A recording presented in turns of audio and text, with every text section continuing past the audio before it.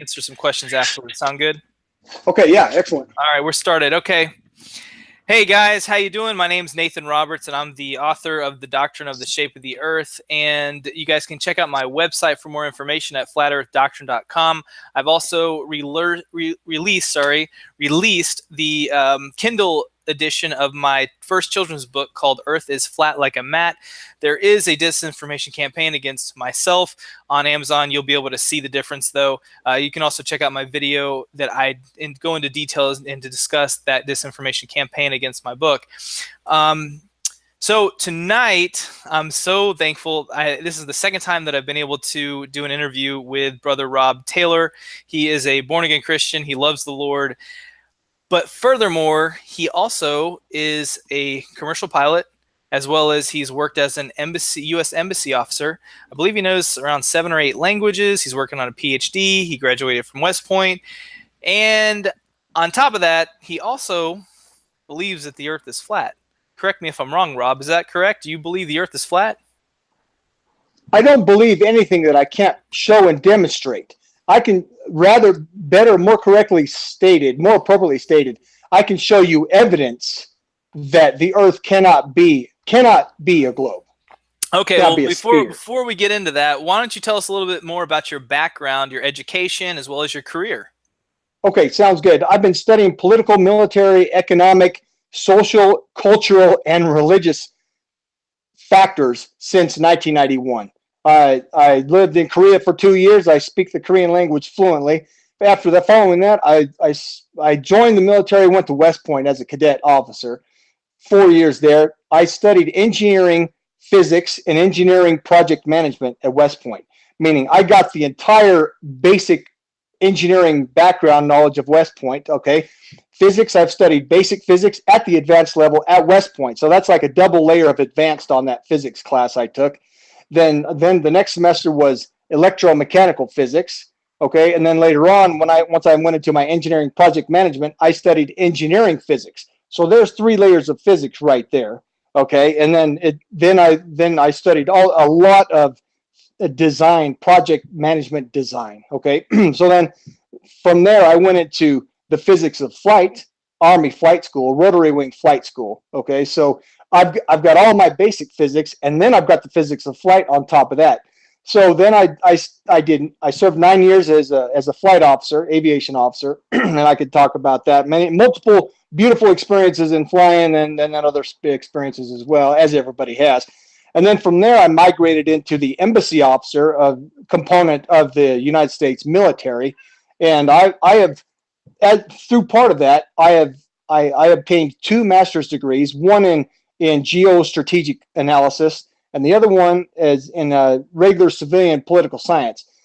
In all, though, I served for 10 years as an embassy officer. I've touched 18 different countries in Africa, meaning I've set foot in 18 countries. And I've lived in Africa 18 full months. Okay, so that being said, I already spoke Korean. I got the highest grade in Russian when I studied Russian at West Point. Because I already knew Korean, I got the highest grade in Russian. I mean, A+. I got the highest A+ of all the 2 or 3 A pluses. Okay, so I speak from there. I taught myself Spanish. Then the military sent me to DLI to study French and then Portuguese. And from there I went to Mozambique, where they speak continental Portuguese, not Brazilian Portuguese. So I know both Brazilian Portuguese and continental Portuguese. While I was in Africa, I learned Swahili, Lugandan, and Acholi, which are Eastern African trade languages. Swahili is an Eastern African trade language. So that being said, there's my language studies. There's my political military economics, and I'm also studying a PhD now in political economics. Imagine that. So once I get that, I'll have the political, military, and economics all studied at the graduate level with the PhD included in there. So I'm looking forward to that. Just for the personal knowledge. I'm not doing it for any career advancement. I'm doing it for my own advancement, so I can learn and study all these things. That being said, how did I come into flat Earth? Well, my buddy shamed me into it. I have a buddy in Houston, Texas. His name is John, and he'd love to watch this thing.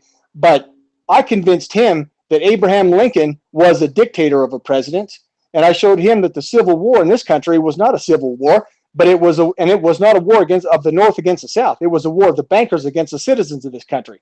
And his name being Lincoln, he didn't necessarily like that. Everybody thinks Abraham Lincoln saved the Constitution and everything else, but that couldn't be a bigger lie. It's as big a lie as the globe Earth is. Abraham Lincoln was a dictator president, and every president since him has been a sham and a shyster president. We lost our government, in other words, in 1860.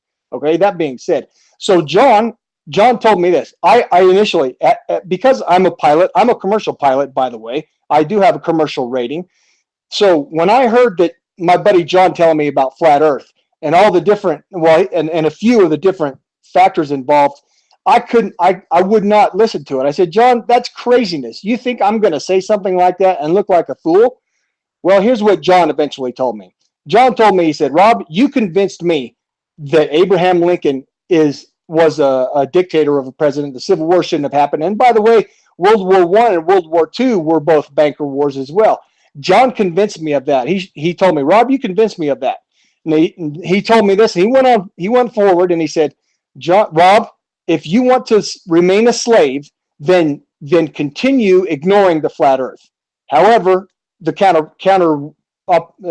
contrary statement of that is, if you want to wake up and learn about real world history, then you will study flat Earth. And when he said that, I thought to myself, I have dedicated my whole career, the last 27 years, to finding truth.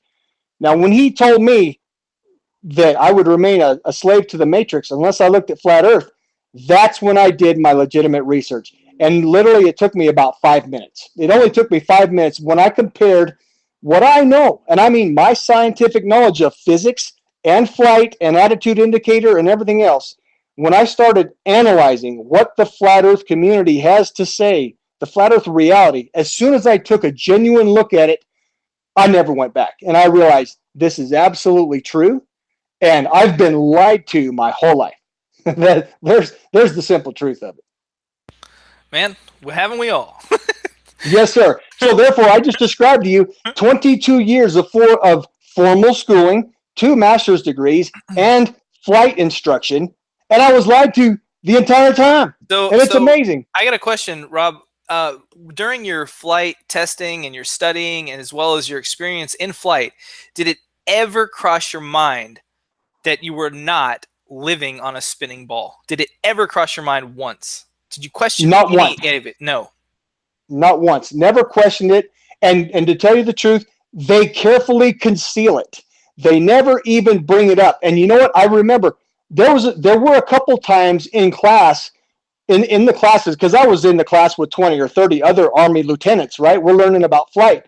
There were a couple times when somebody brought up the attitude indicator and asked them about the curve of the Earth. That came up once or twice. Now I remember it in my head, right? But you know what happens? The instructor doesn't know how to deal with it. And the answer is, well, it probably just happens. It just has to happen that way. They don't have an answer. They just gloss over it.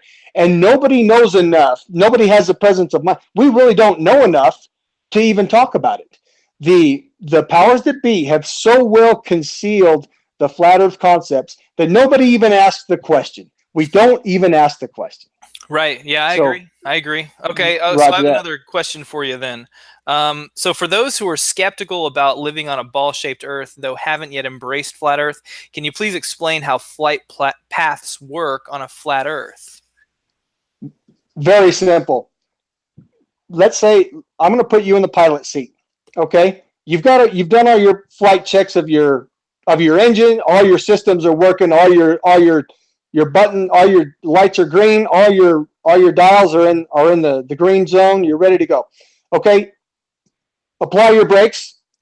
Throttle to 100%. Now your aircraft's vibrating, ready to go. Release the brakes. Your aircraft's going to launch forward.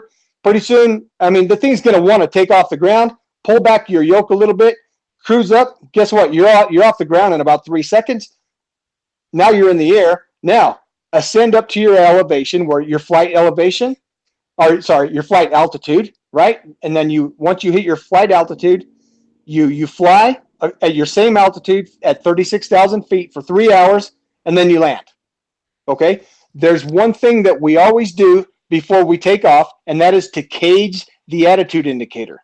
What that does, it releases that gyro that's in there. We release the gyro, let it spin freely, okay, back to its calibrated with the level runway in front of you, okay? So whenever you're flying, that attitude indicator is reflecting that level runway where we take off, okay? That's what we cage the attitude indicator right there, okay?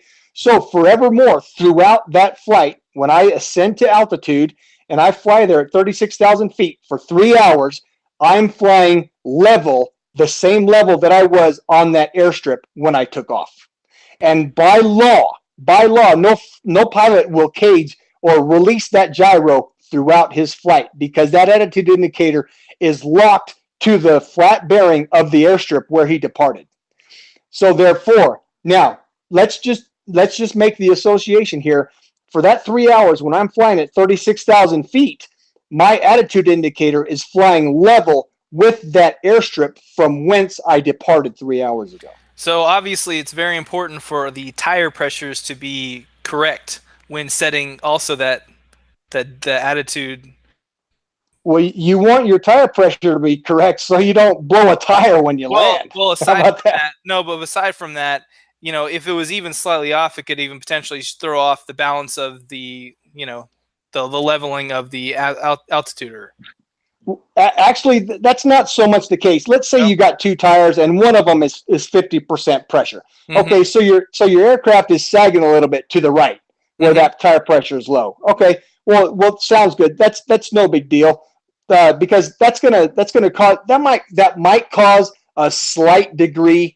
I mean, a very slight amount of tilt in your attitude indicator, but that's no big deal. That's going to be negligible when it comes down to it. Gotcha. So you're leveling. You're leveling with the airstrip, the airfield, which must be flat and level. Correct. And look at any airstrip. What do you see? A nice flat level airstrip. That's true. Okay. Well, great. We'll move on to the next question. Does all aviation assume a flat plane? Any reason not to assume a flat plane during aviation? Whether that's helicopter or airplane? Well, the answer to that is no, because the whole world assumes the globe. Aviation is no different. The aviation community does not know anything about flat Earth. All they know is what's shoved down their neck in the schools, okay? And the globe is taught with all navigation. It's all taught with a globe, but guess what? When we do our flying maps, they're all flat. So there's a big disconnect. We fly over a flat Earth, but don't even realize it. I mean, it was to the point where there I was, a dual master's degree holder with all my physics, and my buddy was doing his best to tell me, Rob, the Earth is flat. Here it is. And I scoffed at him. And I was the average aviator. I mean, we have no idea that it's flat. I'll tell you this, I have two Air Force pilot buddies. They scoff at me for talking about flat Earth. But the fact is, they cannot talk with me now because I have the physics behind it. They cannot argue the physics, but they will hold on to their little nutshell of an idea. They just won't let it go. It's ego for them. They won't let it go. The one guy, I think he's involved in the high jump mission that flies to the south. I mean, flies to Antarctica once a month. Literally, he flies to Antarctica once a month, but he won't listen to me on the flat Earth. I think he has some secret clearance involved here. That's why he won't talk with me. He won't engage with me on that. And it might be wise for him. It might be wise for him to do so, and maybe you as well. Indeed, in that case, that is true. We don't want Big Brother after us because Big Brother has means and ways of doing things, and we don't want people to lose their careers. But the facts remain that the attitude indicator does not change through flight. For 3 hours, that plane is flying at the same elevation for 3 hours. And you and I know that the Earth, if the Earth was a globe, it would have curved away at the rate of 8 inches per mile squared. Okay.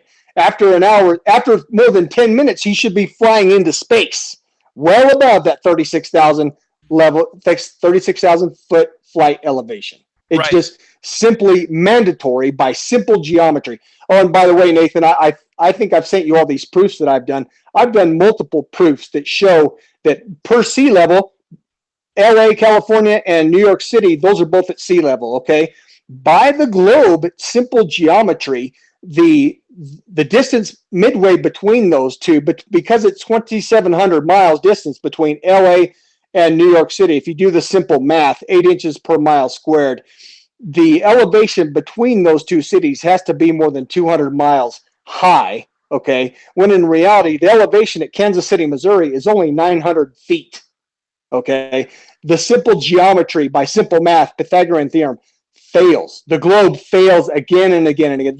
There's simply no evidence of curve anywhere. So you mean you never had to dip the front of your nose of your plane to account for that curvature? You hear me laughing. I mean that. No, we do not dip the nose. Let me tell you this. The curve of the earth does not appear in any aviation discussion. It simply does not exist. There, on the contrary, the term the term straight and level, that is the term that describes once we take off and reach our flight altitude, for example, 36,000 feet, which is where most aircraft will fly. I mean, commercial aircraft, 36,000 feet, we fly straight and level, meaning we do our best not to dip the nose. Okay. Right. You see what I'm saying? The average pilot, when we hit autopilot or when we trim up our flight controls, we don't want the nose to dip. We want to maintain that elevation because everybody, this is elementary. If you're losing altitude, you're flying towards the ground, and you don't want that. We've got to maintain our elevation, our altitude when we're flying along. Okay, so to further highlight what you say there, do we dip the nose? No, not only do we not dip the nose, except in combat scenarios or needing to reach down and land somewhere. Okay, we keep the nose level, and actually a plane has to keep the nose elevated a little bit to keep the approach, the wind approach on the wings, the angle of approach on the wing. It's slightly tipped up. It has to be slightly tipped up. It's incredible. And now if we follow this discussion here, the dipping the nose is ridiculous. It's not only ridiculous, it's absurd. The flight community even has the specific term in all flight circles, straight and level, meaning you don't turn left or right, and you don't dip up or down. You fly straight at the same altitude. So I got another question for you. Why is it that you guys don't have to account for the rotation on the Earth? I'll tell you what, there is no Coriolis either. Okay, a lot of people will say, and a lot of people think they're smart when it comes to ballistics, and they say, well, if you're going to shoot a sniper bullet a mile away, you have to account for the rotation of the Earth. Well, if it's true for that bullet out of that rifle, well, guess what? It's true for a moving aircraft as well. Okay, guess what? No pilot ever, and I say that again, no pilot ever accounted for Coriolis effect when he's planning his flight routes. And in flight training alone, I flew thousands of miles in flight routes. Never once did I account for the rotation of the Earth. Let's say, for example, I'm taking off here, and I want to fly to a place that's east of me. Okay. Well, if I want to fly to someplace, to make the more clear, the example more clear, I want to fly from where I'm at north and west of me. Okay. Well, normally I calculate my route from the map. I get the heading, the compass heading to get there. Let's say it's 283. Okay. 283 for 17 miles. Okay. I fly it. I get in my aircraft and I fly there. It's always exact. Nathan, I was pretty good when it came to flying in math. I could put my skids down on an LZ within 3 seconds of when I said I was going to get there. Okay. Now let's imagine the Earth is rotating. If I was going to calculate my flight route to that rotating point, I would have to have a calculation in there that shows me how far is that point going to rotate towards me and to the west while I'm moving. It simply does not exist. It doesn't exist in flight community circles. It simply does not exist, Nathan. It's not only does it not exist, it's laughable. The average pilot has never even considered it. Okay. Now let's say I've flown 1,050 hours in a helicopter. Okay. That means that when I'm hovering my helicopter at a foot or 2 foot hover, the Earth, LA, California should have rotated towards me. I pick up in Alabama, the Earth rotates a little bit, and I set down, and I'm in California now. Guess what? It doesn't happen. Okay, that's laughable. A friend put up a drone in front of me. He didn't have to make any account for the alleged spin and of the Earth. And you watched it hover right there in front of him. Just hovered, just stationary, didn't stayed fixed. Exactly. But I do have a question for you. I've got several more examples along that line, but we'll go ahead with what you want to talk. Well, so this might be similar to what you're going to talk about, and I know this isn't your specialty, but if there was someone who worked in like missile development, would it be pretty much near impossible for them to design missiles and still believe that they're living on a spinning ball? Yes, it would. Now, you can find a Navy missile instructor on YouTube that confirms the flat Earth. So this is what I'm thinking. The Navy's railgun shoots flat Earth. I mean, flat trajectory. So if someone who, like, let's say worked for Raytheon and had been there for like 30, 40 years and, you know, just been really, really in the mix of missile development, you know, there's no way that they could believe they're living on a spinning ball, right? You're right. But then again, it depends on what level of analysis he does. Okay. For example, my cousin works for Northrop Grumman Defense Satellites. He'll probably die knowing that he works with satellites. But you and I know satellites are a hoax. They're as much of a hoax as the moon landing is. Right. However, the powers that be have science. I mean, I say quotations, science. Okay. They've got it so narrowed down, and people work in such a tight community, they don't see the overall picture. Yeah. See where I'm going there? Like, so compartmentalization. Exactly. It's all compartmentalized. Nobody sees the entire picture. Okay. Right. Now, if we think that we fly over flat Earth, which we do, and I just proved it to you, imagine what a submarine does. He's closer down there. He has less of a elevation to work with underneath that water. Submarines they're more adamant about it than a pilot is, because their flight or their sailing corridor is that much more narrow. And as you and I know, the surface of water is always flat. As anybody knows, the submarines have a tighter corridor than planes do. Right. So they're even more adamant. When you go on YouTube and look at submarine flat Earth, you'll find it all there. Man, it doesn't look good for the globe. That's all I gotta say. Well, the globe is dead. The globe never even had life. And Nathan, I learned where the globe got its boost. I learned where globe became mainstream. Tell me. And it came with the Church of England. When the Church of England, Henry VIII, broke away from the Catholic, okay, he essentially made his own version of English Catholic. That's what the Church of England is, because he was just rebelling. He was just stepping out of Roman Catholic. But when he created his own church following, what was he going to do? He's going to follow the same Catholic principles, the same dogmatic, dictatorial Catholic principles, just under a new name.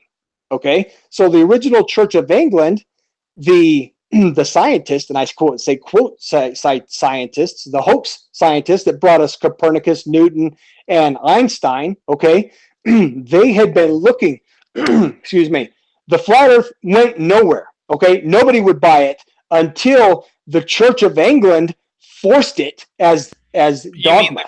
You mean the globe? No one would. The globe. Okay, because you said flat, but I'm sorry. Yeah, I'm sorry. I meant the globe.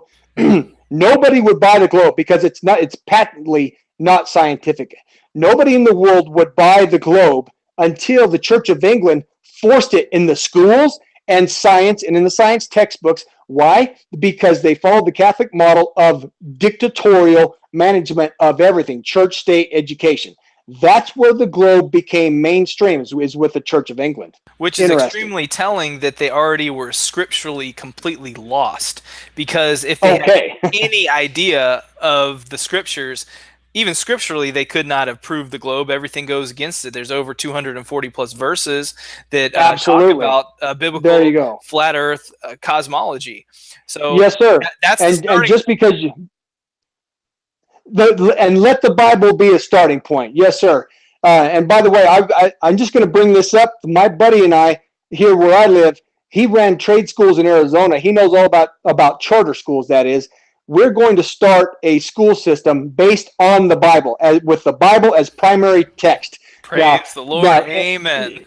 Yes, sir. With the Bible as our primary science textbook and history textbook. Okay? Imagine a school system devoted to the Bible with its primary text. Okay? Praise the Lord. That is our goal, and your curriculum will be part of it. We seek truth in all of its faces. Okay? And we our first and primary foremost litmus test is, if we have a source of education, well, does it glorify God? Does it recognize God and the Bible as their text? If it does not, and this means the entire U.S. educational system, which rejects God, we will consider them suspect until we can find legitimacy in their teaching. Okay. Amen. Thank you. And we both agreed on that. It took us about 30 seconds to agree on all of that, because we seek truth. Now, when it comes to the Bible, here's 3 verses. For anybody who doesn't know your book and your doctrine, you've got 240 scriptures in there, and they're all relevant. I'm just going to bring up 3. Genesis chapter 1, verse 6. The firmament means rakia. Nathan, do you talk about rakia and what it means in the original Hebrew? Yeah, I mean, you have to. You can't not get away from it. But go ahead. Thank you. Rakia in the original Hebrew, firmament, I firmly believe, okay, and I mean, and pun, there is a pun, but I firmly believe that the whoever it was that translated the Bible, and this was King James people, they were already onto the globe earth and forcing the globe earth on us. When they used the word firmament, they used it to deceive the original Hebrew meaning of rakia. If you look up rakia, that's R-A-Q-I-A, in the original Hebrew, it means 3 things, 3 hard and fast meanings. Number 1, a solid and impenetrable. Number 2, clear. Number 3, covering. As if you got a cake bowl covering, an inverted bowl, or a bowl over a cake, a clear covering over a cake. Well, that's what's over the flat Earth. So the flat Earth environment, we live in a petri dish on a large scale. That's really what we live in, a covered petri dish. And even if they did try to conceal it, obviously they didn't do a good enough job, because God has so many different references through so many different authors, different books. Again and again and again. Praise the Lord, His word is preserved, and we're able to decipher what is the true meaning of the firmament. They cannot disguise it. Isaiah 40:22 talks about the Lord. It is He that sitteth upon the circle of the earth. It means circle, not ball, not sphere. Circle of the earth. That's a 2-dimensional shape, the outline of a shape. Okay. Now let's go to Job 38:14. It says that the earth is like a stamp, it's like a seal, like a stamp seal, a circular seal, like they used in Isaiah's time. Okay, the stamp rubber seal, and its features stand out like those of a garment. Well, if you lay a shirt down on a table, well, it's going to lay flat with the table, but it's going to have the collar and the buttons and the seams that stand out like features. Those are the mountains and valleys of the flat Earth creation. And not only those 3 verses, and there are many others that we could talk about, there are countless verses that talk about the earth is established firm and immovable forever. Immovable means not rotating, not spinning, not chasing the sun around the universe. There is no space. There is no movement of the earth, period. Pretty simple. Still and at rest. Still and at rest. And, Nathan, we need to recognize the numerous experiments, and I mean legitimate, deliberate scientific experiments, starting with Airy's failure, 1871, Michelson-Morley, 1878 in Ohio, and then Sagnac, and then there's also Michelson-Gale, and then there's Sagnac in 1913. They proved that the stars rotate above the flat Earth once every 24 hours, a little less than 24. And then there's Michelson-Morley that proved the Earth patently does not move through space. And then there's Sagnac. They did a lot of experiments, the same over and over throughout their whole lifetime. Over and over. And numerous people They didn't believe it. They couldn't believe it. They would not accept it. That's why they continued to test and test. That's a good point. And they failed. Their thesis continuously failed. Their hypothesis failed again and again and again. And they tried it again and again and again. And they could never find movement. And that goes with the testing for the curve of the Earth.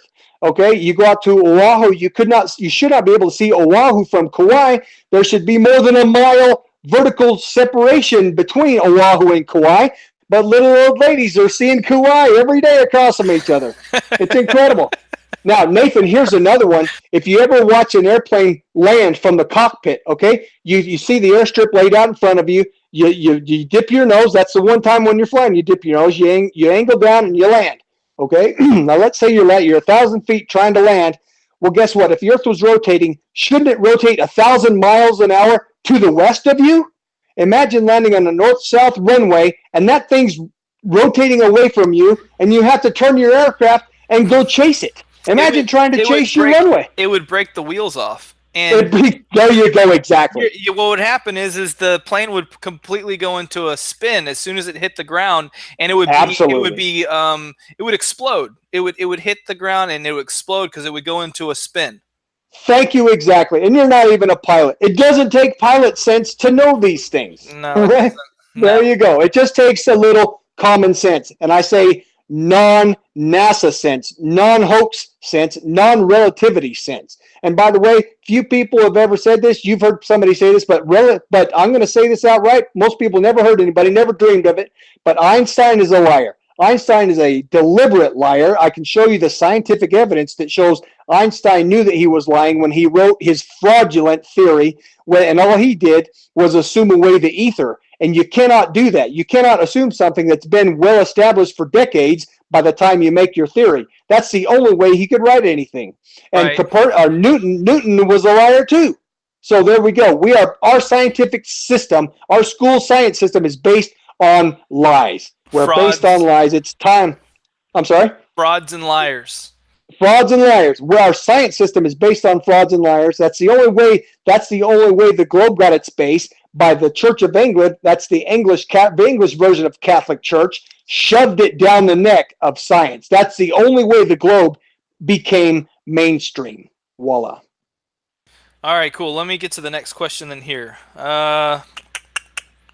Let's see here. And we are rewriting history, Nathan. You know, when we say in this, I don't know if we're rewriting it, but I think we're rediscovering it. Okay, thank you. You know, and that's a good point. We are defying the public institution. That's what we're doing right here. That's really what I mean to say. Oh yeah, no, I see what you're saying. Okay, so the next question here is: have you ever witnessed clouds behind the sun? That's a great question. Personally, I see the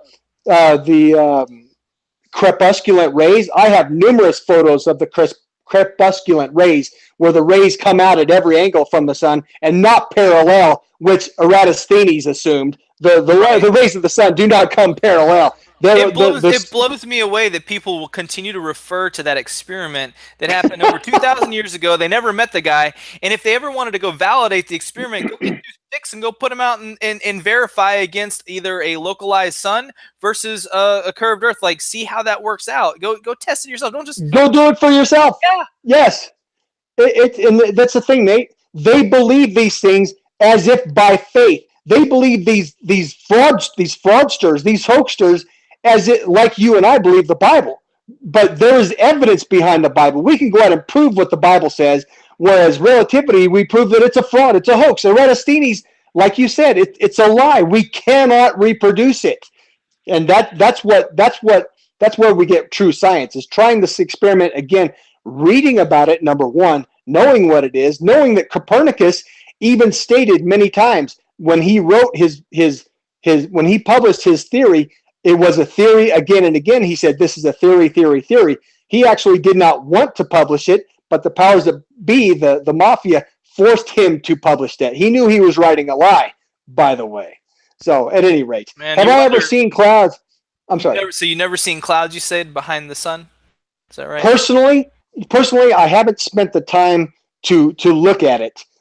But you know what? I've seen plenty of photos. Plenty of people have evidence of it, and I've seen it on videos. You know what? I was at Pastor Dean Odell's church this past Sunday, and he did a really great job of unveiling many government, university documents that show that these scientists, they know full and well that the Earth is stationary and flat. They cannot design planes or do calculations for any type of motion over the Earth without assuming a flat and stationary Earth.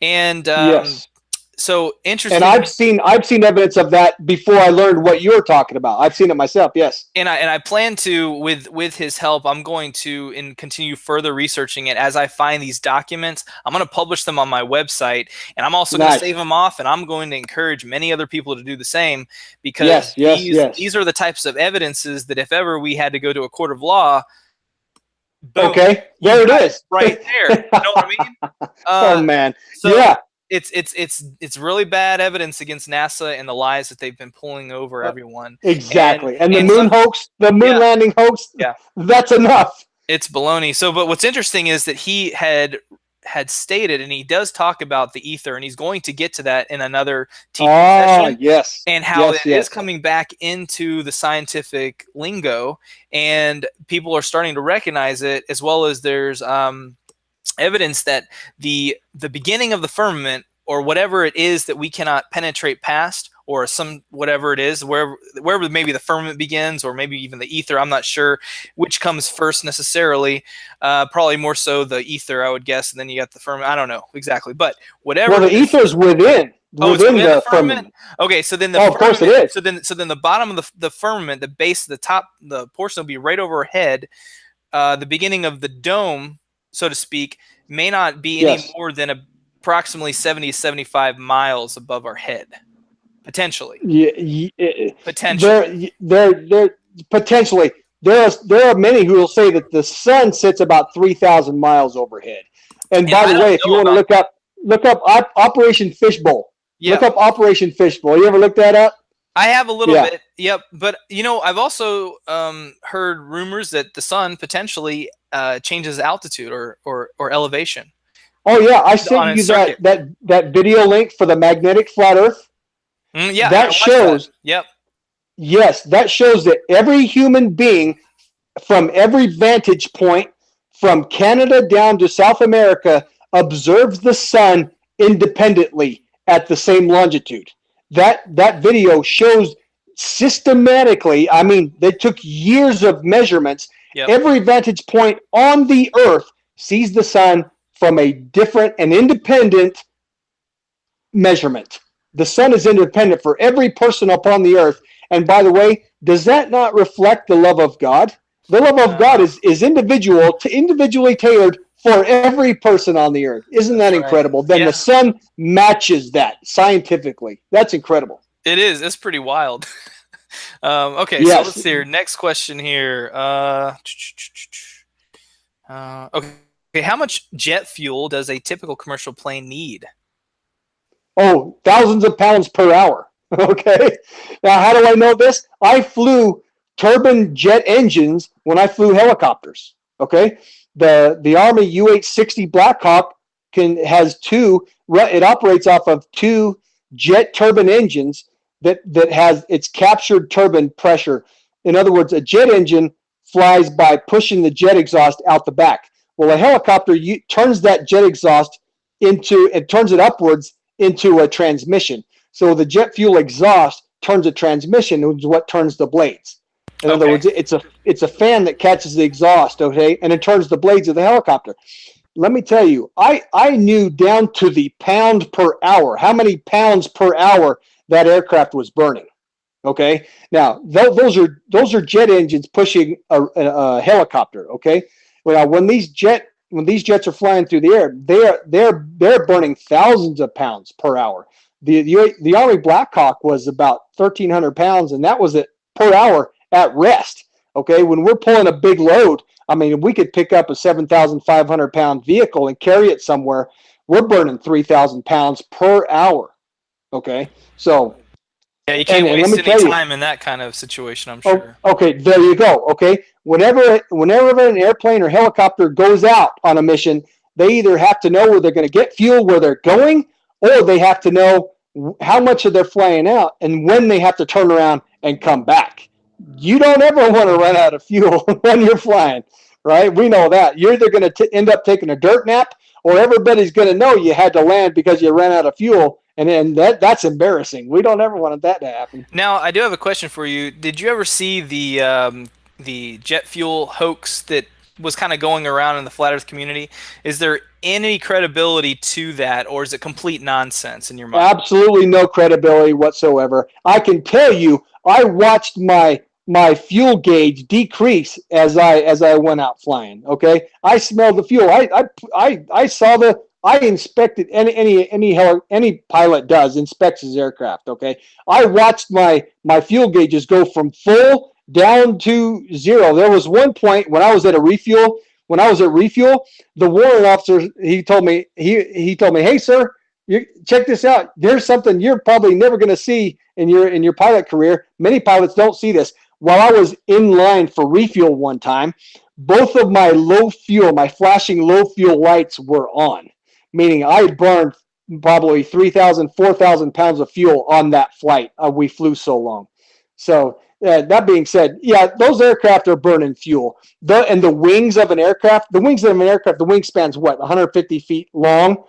With all the volume in there, that's thousands of pounds of fuel. And Nathan, that was another question I was going to propose that you bring up. What about all these misleading stories in the flat Earth community and everywhere? Well, guess what? Here's the answer. The globists, the people who want to continue deceiving people, they know that they have lost the flat Earth. Well, they know that we know. And so, but they're still attempting to seed out. They're still attempting to seed myth. They're seeding myth wherever they can. Right. And how do we overcome that? Let's go back to the fundamentals.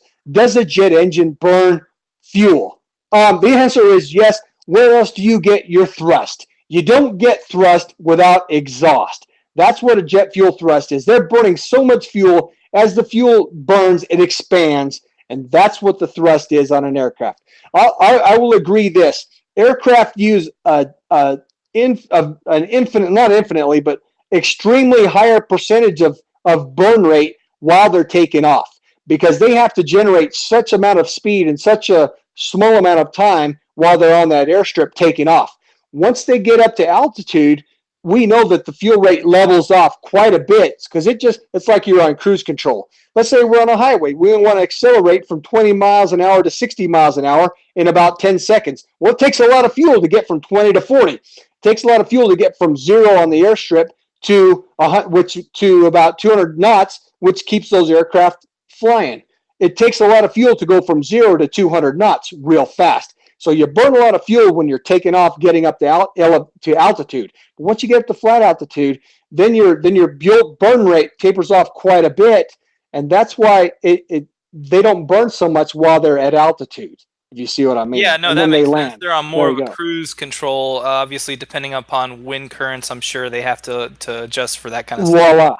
Voila. There you go. It makes complete sense, doesn't it? Yeah. When we go back to the fundamentals, Nathan, the average individual has enough sense to figure it all out. So don't believe anybody. And I say this to you or anybody else that I meet. There's only two people we should believe, Nate. And that's number one, the common sense that God has given us. Don't trust anybody except yourself and somebody else who follows God and is talking sense to you. Go back to the fundamentals and reason out the sense for ourselves.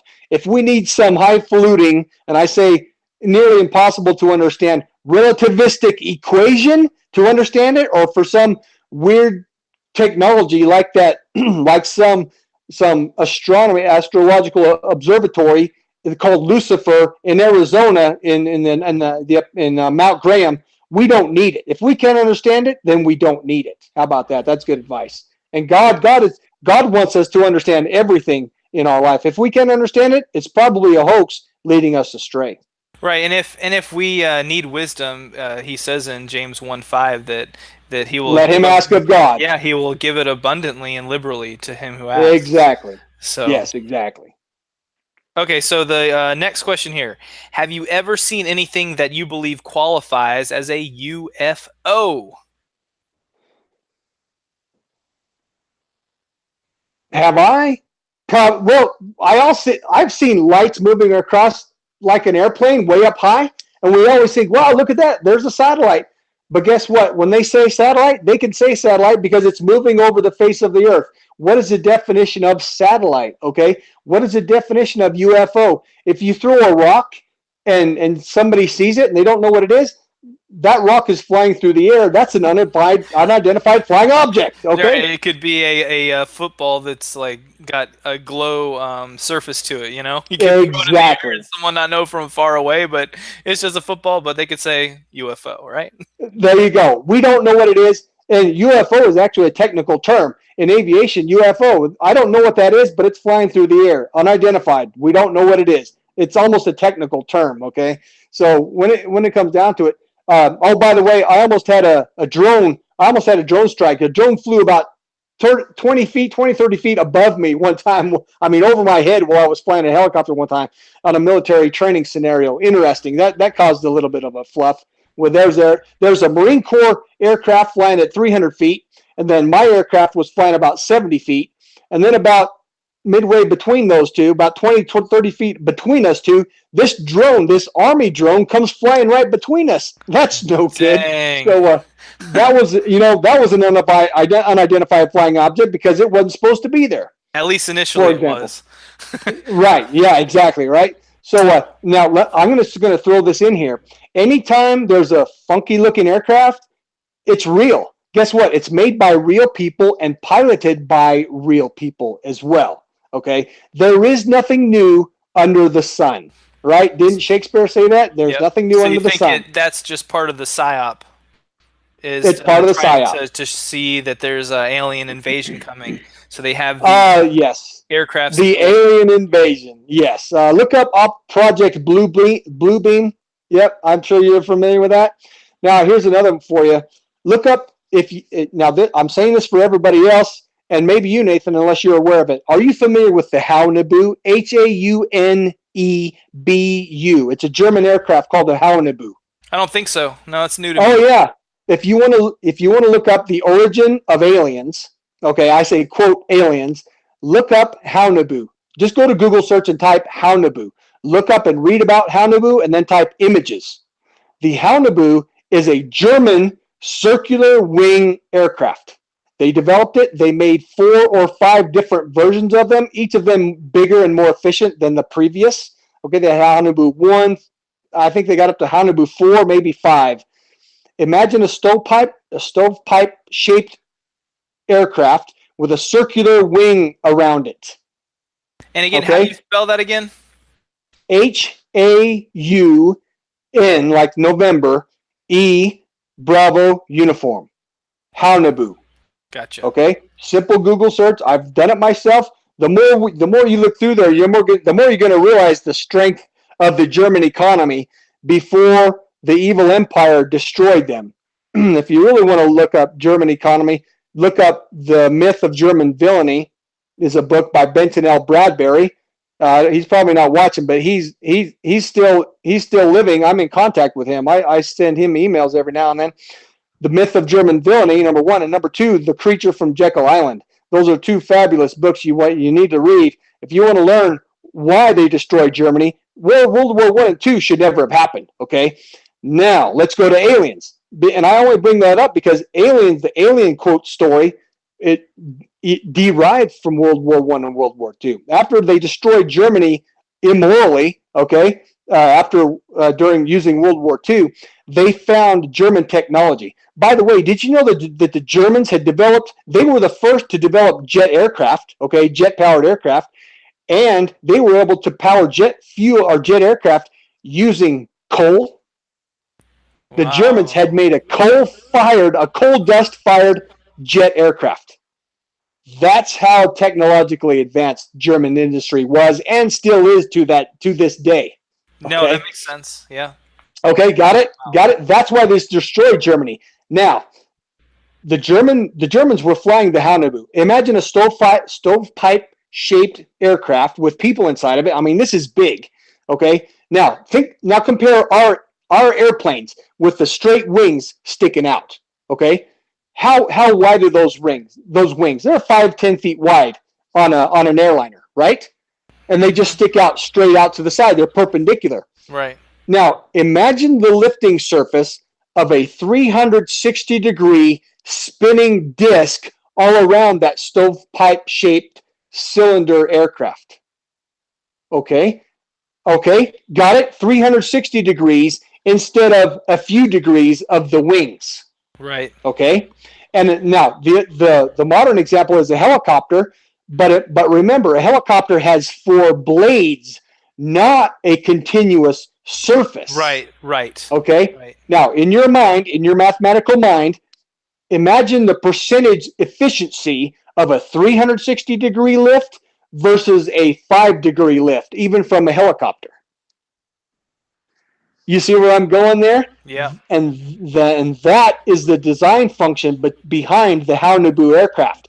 And that, my friend, imagine you go over there and you find a Haunebu aircraft. You steal it and you hide it, and then you seed out in public just like they seeded the idea of jet engines don't use fuel, they use compressed air. Well, where does the compressed air come from? Okay, right. Number one, okay, got it. They're seeding the myth of fuelless aircraft. Well, what they did with the aliens, they seeded the myth of aliens based on anybody who might have seen the Haunebu aircraft, and based on the myth of the Haunebu aircraft that nobody will ever see because they stole it and they buried it at Area 51.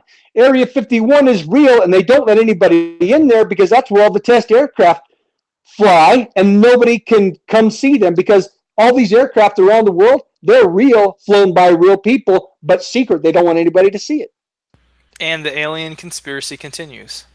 And voila! And Project Bluebeam, and from what I read, Project Bluebeam, what they're trying to do, and Nathan, you've seen it yourself. Anybody who watches the news, they know that other countries are starting to recognize and publish official, quote, alien sightings. Oh, yeah. UFO sightings, Yep. Okay? Yep. That's all part of Project Bluebeam. They're trying to build this myth of aliens, and eventually, okay, I'm going to cut to the long story short.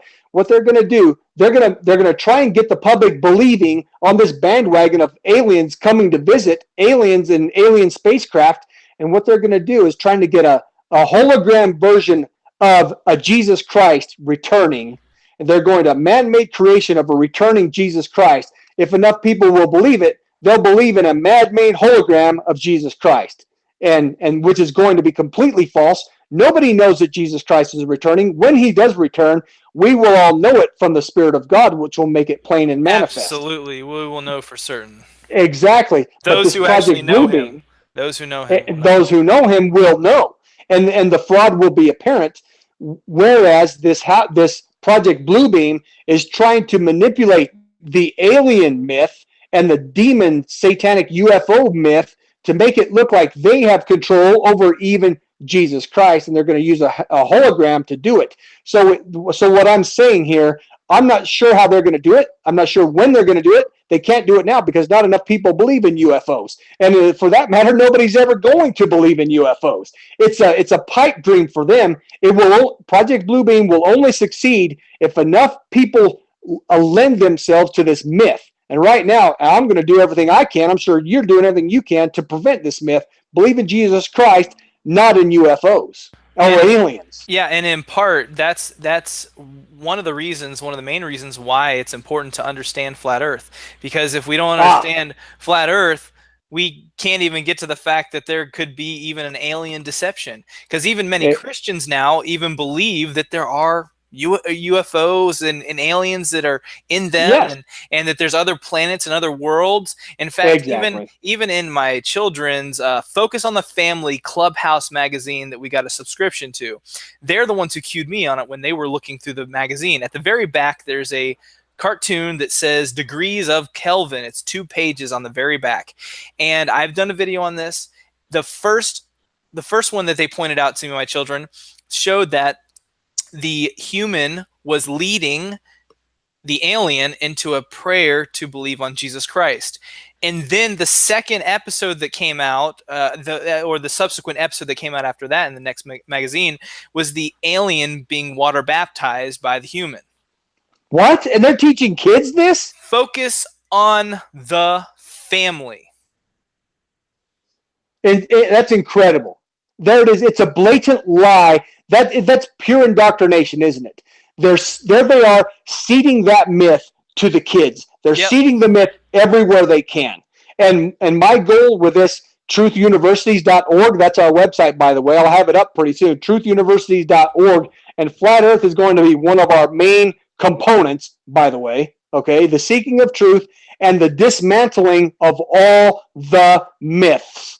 Okay, I hold 2 master's degrees, soon to be PhD. One could say that I have a pretty good grip on how they seed the myth in the quote academic schools and universities. Okay, my goal is to unravel all those myths and point back to all history and all studies and all of my experience for 22 years as a professional. All of my experience shows that there is only one reliable truth in the world, and that is God. Okay, period. There is God and the science of God and none other.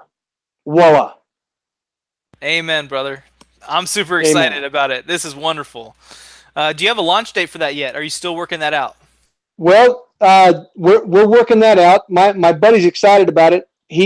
It just turned out that he sent me an email. We're in contact today right now. The PhD I'm studying, the master Jedi of it, just per se, the master PhD, he lives right now here in town with us. I mean, we all live within a 2-mile radius of each other. Oh, so wonderful. we've got a meeting planned for Monday. And here's the deal. My buddy Jeff, he's started 5 different charter schools. Okay, he knows how to do this. So whenever I asked him, so what should we do? Should we have an academy with buildings and have teachers, instructors? He said, no, we'll probably run it initially we'll run it as a computer room where people can come in and study. Maybe Online. We'll do lectures, online study, yes. and lectures, Yep. and maybe have mobile lecturers. Okay, Oh, that's wonderful. where I live. Yes, I live in the Salt Lake City area, and that's where we 3 live. And so we're going to involve the PhD, the owner of this PhD program, and he's certified in the state of Utah, by the way. We're going to partner with him at his level. He's going to be part of us. The Flat Earth community is going to be part of this through me. And so, and what with the launch date, we don't have a launch date yet, but we're in the progress of building this thing. And I say this again because Jeff, he knows how to do this. He's done it 5 times. He holds a master's degree in education administration. He knows how to do this. My buddy with a PhD who runs the PhD, it's an online PhD, by the way. It's a correspondence type PhD. So those 2 guys know how to do this. And I'm full of brute force and ignorance. Give me a shovel, I know how to use it. So we can do this once we get all the dots in place. It's easy to connect them. Yeah, and of course, as you make further progress, I'll be happy to do whatever I can to promote all of your work. So I'm really excited to partner with you guys, and that's wonderful. Excellent, thank you. Now let me tell you, these 2 guys. Jeff is kind of lukewarm on the Flat Earth because it's brand new to him. Who researches it, right? Only the curious, the intellectually curious, are the only ones who will ever pick up the Flat Earth because it takes time to research, and most people are too interested in making $1 and coming home and seeing the family, right? It takes time to research Flat Earth, right? It does. It takes a lot of time. Now, my other buddy with a PhD, he's adamantly opposed to Flat Earth. But that's only because he's never studied it. Okay? So what if he has a PhD? He's a PhD in economics. I don't know how much science he's studied. And if he did, it was shoved down his neck. He studied, memorized it, take the test, and moved on. He doesn't care about physics. He doesn't study it. He doesn't analyze it. All I have to do is show these guys the basics, and they cannot deny it, period. There is no evidence of a globe. There never has been. So what we're, like you said, we're not rewriting history. We are rediscovering history to those who have never seen it. And I was in that community. Yep, and so all we were. we all were. And like I said, the Church of England, let's go back to history. The Church of England has deceived us all. The Church of England just became the Church of the United States government when they adopted their government and they made their own, okay? And, no, Nathan, excuse me. The first text of the schools in this country were the Bible back then, okay? And then the evil ones, the evil powers, have corrupted our very school system, just like they corrupted our government. It's time to unravel the deceit. Yep, and the Bible. And that's where we're at. The Bible has got to be the basis of it for sure.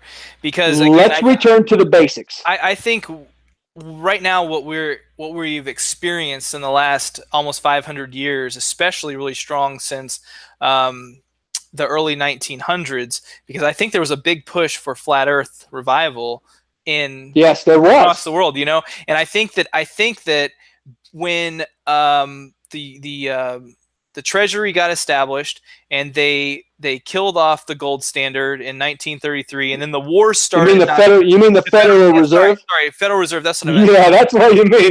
That's what I meant. The Federal Reserve, and then and they gained control over everything. And then the wars back to back. I think all of that stuff that happened in such a short, condensed decades, that just collapsed everyone's morale. And the only thing that they could do was hope to get a job to take care of their family. They were just struggling to get by. They could care less what the shape of the earth was. So while everyone was distracted with just getting through their everyday, day-to-day life to feed their family, their children who are in school, they can work, are being indoctrinated, and they don't have time to go ahead and counter this stuff and say, yeah, that's not true, and then they try to go to the school system. I mean, they don't have time. They're trying to survive. Yeah. So Nathan, it's all history.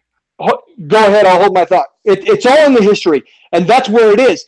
If we want to understand something, we have to understand the history and origin and the reason it came to be. Okay? Yes, we just discovered the origin of the globe in modern academia, and it is the Church of England. The Church of England forced it as dogma down the throats of British science, of English science. Then that's the only place it ever gained foothold. Okay? Gee, that's the only place anything ever gets foothold is when the government forces it. Gee, aliens, global warming, what else? All these HIV and AIDS. Oh, by the way, Nathan, I can show you the physiological proof that AIDS and HIV is a fake virus. It's been fake from the origin. You ever researched Dr. Horowitz before? That name sounds familiar. In what respect? He did a book on exposing the hoax of AIDS and HIV. So I'm along the same line as you. I don't believe that they're real. Absolutely. And if they were anything at all, it was purely manufactured and not exactly what they created was what we were told it was. Absolutely. Let me tell you this. Would you mind if I go into this for about 30 seconds? Go for it, man. You got the floor. Okay. All right. Well, first of all, the Great Depression, remember, the Great Depression did not happen until after the Federal Reserve came to power. Yeah, because they had to be set up to take everyone else's possessions away. To control the amount of currency available, right? That's right. Let me tell you this. The Great Depression was statistically created as one works out an algebraic equation. I've lost your audio. Oh, just like our monetary system right now is being controlled by AI? Absolutely. And the Great Depression was the vastly successful, the more wildly successful than they could have imagined. And let's say the savings and loan crisis in the 80s, the year 2000 crash, and then the 2008 real estate crash. Right. Those were all scientifically engineered. Oh yeah. And that is my life study, and it all comes from that. Aren't we due for another one pretty soon? When and whenever they want. Isn't it every 10 or 15 years, somewhere in that Yes. frame? They've got to reset, so they got to create another bubble. And my best guess, and I don't know what you think, I think is it's going to be the student loan. I think the student loans is going to be the bubble that's going to burst, and it's going to be pretty detrimental. So, but what do you think? What do you think will be the next bubble? Well, you know what? I haven't thought of it, so I don't have an answer for you. Okay. But I'll tell you, I've been saying this for months now. When is North Korea going to open up? As soon as all the 5 different players, and I mean Russia, China, South Korea, Japan, and U.S., once they figure out who's going to get profit from all the banks and McDonald's and that's right. department stores, just like what they did with marijuana production, right? Exactly right. It's demonized, and then oh wait a minute, what about the healing properties with CBD oil and all these other things? Oh, okay. Voila. Well, we already own that kind of stuff, and it's regulated, so we're also going to regulate that aspect too. Exactly. And Cuba's no different, by the way. And now with this, all of this. Oh, and by the way, they've been secretly behind the screen working out who's going to get what percentage, or who's going to operate in which sector of North Korea, right? Because we've got 5 big players there, okay. And meanwhile, like a mongoose distracts a cobra when he attacks it with his tail, they've been holding out the threat of nuclear weapons from North Korea to deceive the public. Meanwhile, they're making all their under the table deals and agreements upon who's getting the profit once they open up North Korea. Right. Speaking of nuclear war, is that a hoax or is that real, Rob? It's a hoax. It's a hoax. And if you want to look up Galen Winsor, I'm going to spell that Galen, the name Galen. Last name Winsor, W-I-N, like November, W-I-N-S-O-R. If you look up Galen Winsor nuclear hoax on YouTube, tens of hours of Galen Winsor talking about how he was on the original nuclear physics design team.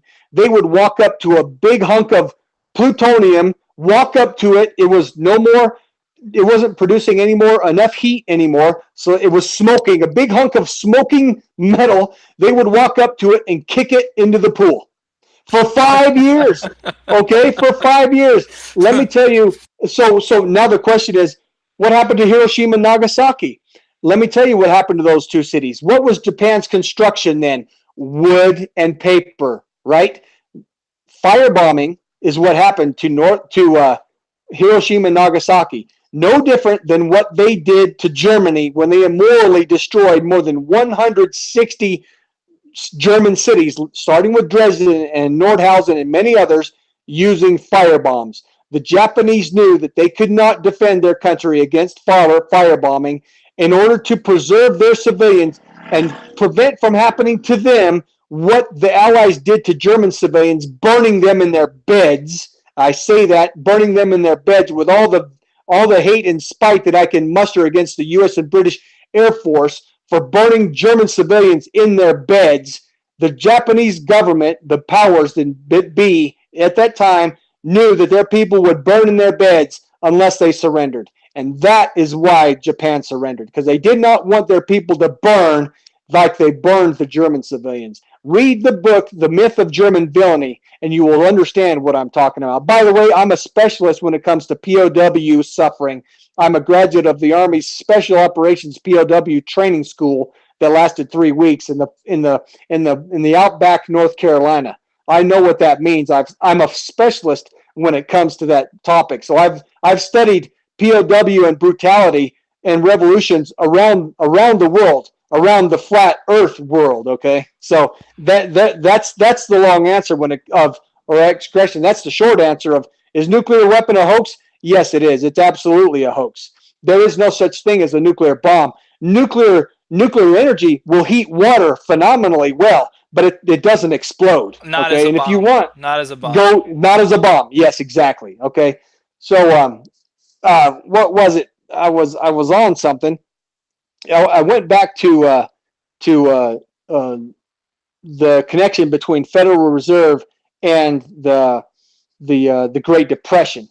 There was something else I was going to go into, but keep talking. Okay, well, I got another question for you. Next question is, what do you think about Admiral Richard Byrd's explorations to Antarctica, his testimony of that experience, including his claim of massive amount of land and resources? Good one. When you said Admiral Byrd, that's the first thing that comes to mind. When he says there's an amount of land beyond Middle America, bigger than the United States, well, what's he talking about? Middle America was the name of an outpost there in what they claim is Antarctica. Okay, that was their base camp, for example. Okay, he says there's a massive land beyond Middle America, bigger than North America. Well, if you look at the globe and go beyond Middle America, that is the middle of the Indian Ocean. Okay, he says that there's a massive land bigger than the United States in the middle of the Indian Ocean. And number one, if the Earth is a globe, he's talking gibberish. Okay, if you listen to what he says, and by the way, Admiral Byrd was a secret Mason. Okay, meaning he was a professional military liar. Right. I'll say that again. He was a Mason, meaning he was a professional liar. Just like Neil deGrasse Tyson and oh my gosh, he's a lying clown. Bill Nye, all these guys. Bill Nye, yeah, just a different generation. They're like the Three Stooges. Yeah, the same. Okay, they're the Three Stooges of the globe.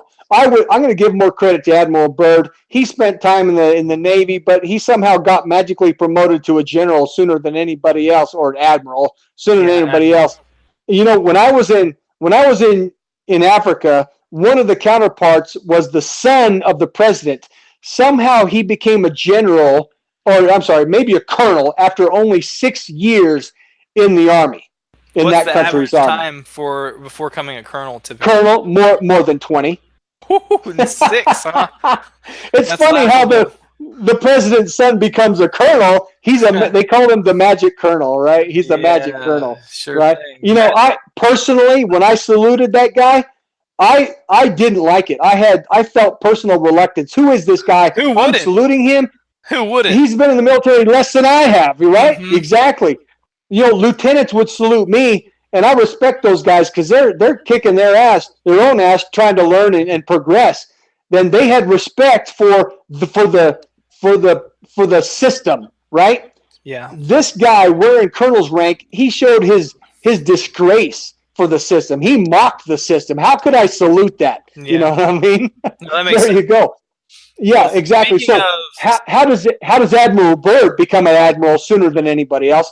And somehow, how does he get command of this magic expedition that, first of all, they go to the North Pole and they discover that there's really nothing there. Sure. There's just a bunch of water. Nothing and then there. all of a sudden, he's doing multiple expeditions. He's in command of 4,500 personnel, multiple combat ships and aircraft. How does he magically get command? He's like Elon Musk.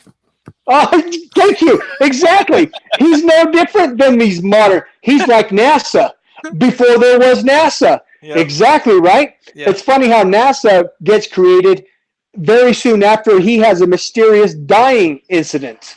Yeah. Did you know that Admiral Byrd had a mysterious death incident? I think like everybody else. What was the alleged death for him, as you recall? Well, he did his planes flew into the firmament.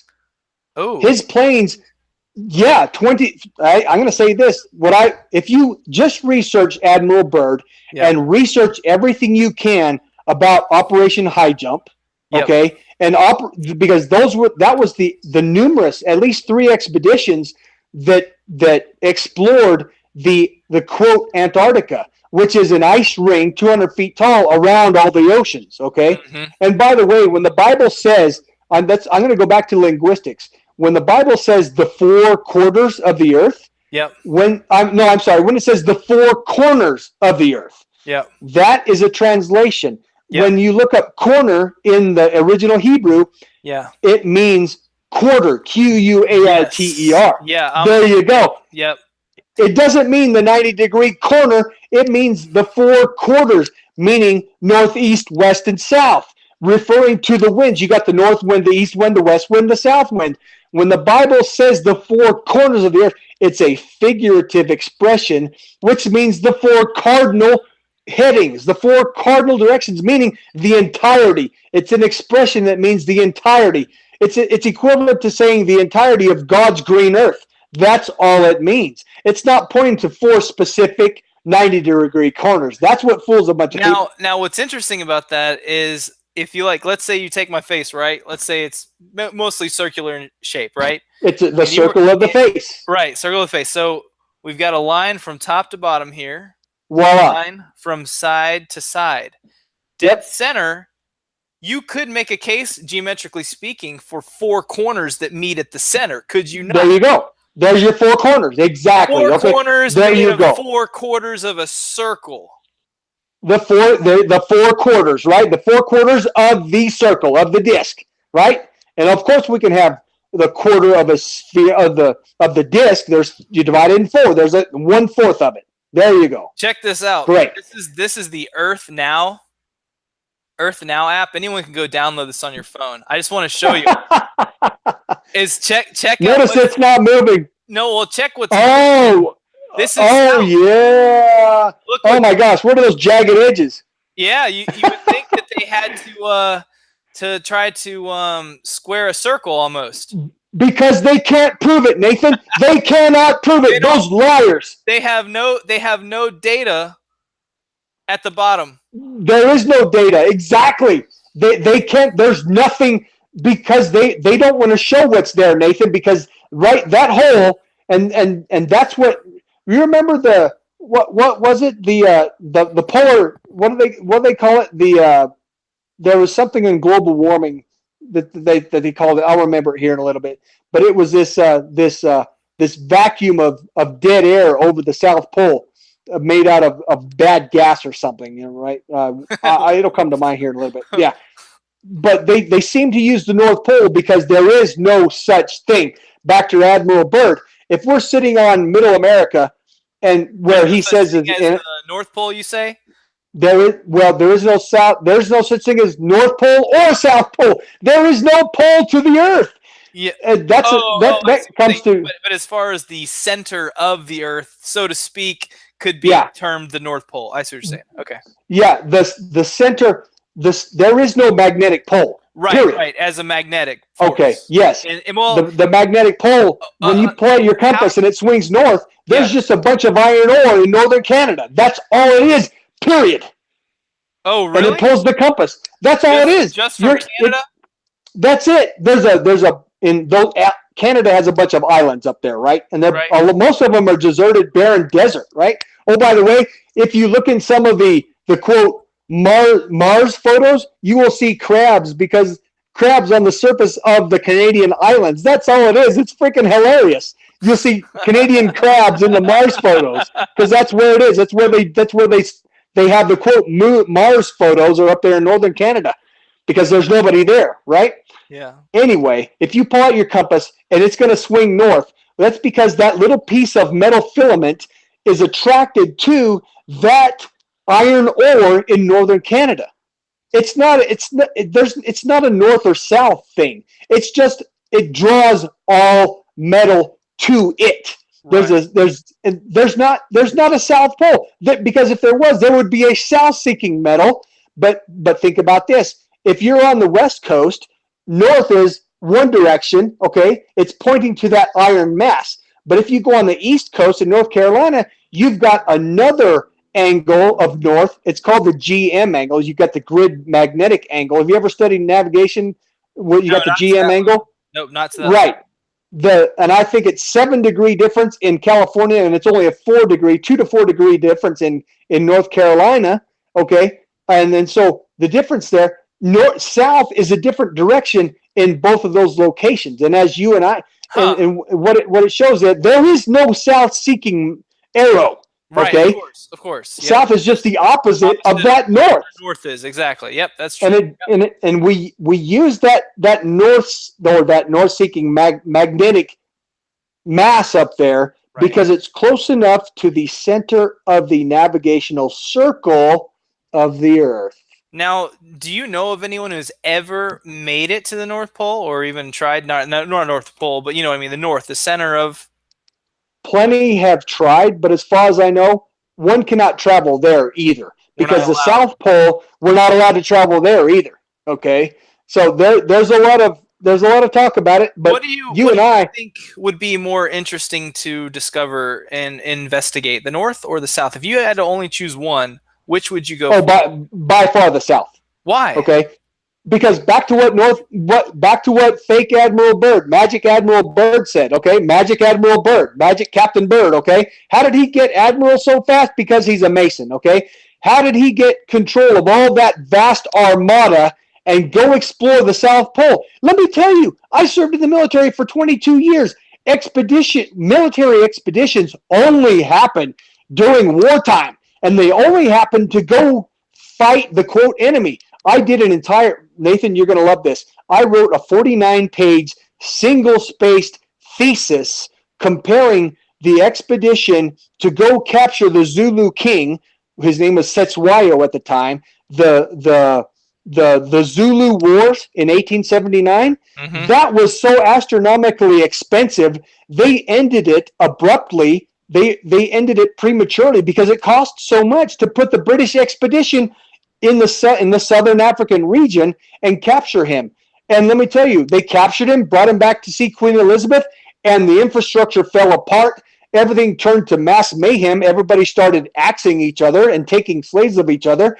The British, within 1 year of capturing the Zulu king, they wished they had never set foot in Zululand. They tried to put him back and send him back up as chief again, but guess what? The 13 different sub-chieftains, they said, oh no, he's not coming back. We own this now. And we own each of our little piece, and he ain't taking it back from me. You see what I'm saying? Yeah. There was an alliance, and they ruled sub-Saharan South Africa region, South Africa, Zimbabwe region, like the U.S. runs the United States today. The Zulus ran South Africa and Southern Africa as efficiently, arguably more efficiently, because they were brutal dictatorship. Okay, the British wish they had never set foot there. Yeah, because what I'm getting at, they went from one head to 13 heads. Yeah. Oh, exactly. How can we Nathan, do this? Exactly. And what's going on in Afghanistan? Is it any different? No, it's a mess. I'll tell you, there's one thing coming out of Afghanistan. Has there been any order established in Afghanistan? Oh, no, it's worse now than it was in 2001. Yeah. I'll tell you, there's one thing coming out of Afghanistan, which is very profitable for certain individuals. Opioid epidemic. That's what's coming out of Afghanistan. 99% of the opium behind the opioid epidemic is coming out of Afghanistan. Wow. In the form of legal drugs. Got it? Quote unquote legal, which is not necessarily lawful. There's a reason they call him George Poppy Bush. George Bush 1, they call him George Poppy Bush because he was in CIA running heroin out of Afghanistan in the 1980s under the guise of fighting against the Soviets. Yeah. And the Mujahideen. That's a whole with Bin Laden. Story, but yeah, that is a mess. Exactly. That's another story. I'm sorry. Back to Admiral Byrd, and I remember what I was gonna mention what AIDS is caused by. AIDS is not a homosexual disease. AIDS is not a male disease or a female disease. Let me tell you, the male testicles are not covered by the male immune system. What that means is the male immune system cannot operate within the male testicles or the scrotum. Why? Because it would kill the sperm. Okay? What that means, there are documented cases, and Nathan, I'm talking about scientific research here. I am a scientific analyst, or how about a scientific research analyst? This thought occurred to me. I've been thinking about this for years, since at least 2009, okay? I went to numerous scientific journals, and I read about how much immunity does the male scrotum have? And it has none. Why? Because it's got to support the sperm. Otherwise, other than that, the white blood cells would kill the sperm. Okay? That makes sense. Okay, got it? There have been documented cases of bacteria and viruses surviving and living in the testicles, in the semen, therefore, for a year and a half, a full year and a half after all symptoms have gone away in the body. Wow. I'll just let that percolate They can there. become a carrier unknowingly for thank you. almost a year. Exactly. The semen is contagious, in other words. Let's just say it right there. The semen is a carrier. And we're speaking objectively here. We're talking about science. Flat Earth is pure science, okay? We're talking science. Notice, you brought up the Federal Reserve. Thank you, because when you did, that allows me to talk all of my military history. When you say that, I get to talk about World War I, World War II. And by the way, the Civil War in this country was not a civil war. It was a war of bankers against the immensely powerful immensely powerful Southern agrarian cotton economy. That's the nature, that's the origin of the Civil War. It wasn't North versus South. It wasn't liberate the slaves. The slaves were already liberated in the South. Slavery is also a myth. Slavery is a myth as big as the Holocaust, by the way. The Holocaust is a myth, and I have the forensic science behind that, by the way. Okay? Voila. But anyway, back to the semen. The semen is a carrier, as you pointed out. Okay? Now, if the semen is naturally a carrier, well, what about the uterus? How much immunity is designed into the universe? Similar the to uterus. It can't be much because you have your similar issues, right? Exactly. Well, hold on a sec there. If the semen is a natural carrier and it's naturally contagious, but the uterus has to by nature admit the semen, okay, as a normal function.